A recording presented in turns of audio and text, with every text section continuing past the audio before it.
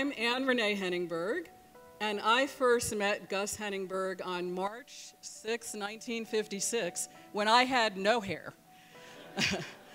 As you can imagine, he remembers a lot more about that first encounter than I do.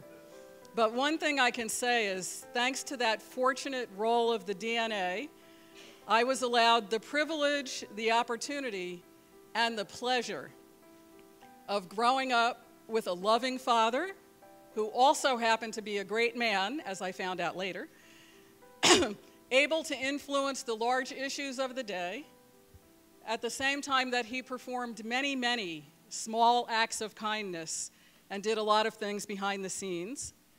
And of course, in my eyes, able to leap tall buildings in a single bound. Most of us are familiar with the opening of the traditional serenity prayer, which says, "God grant me the serenity to accept the things I cannot change, the courage to change the things I can, and the wisdom to know the difference." Well, Bill Watterson has, in his cartoon Calvin and Hobbes, changed that around a little bit, and I think he captured something of Daddy in his changes. So Calvin's version of the Serenity Prayer is, "Give me the strength to change the things I can, the inability to accept what I can't, and the incapacity to tell the difference."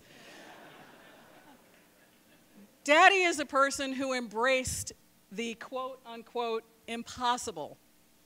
And as Hobbes observes, this led to a very interesting life.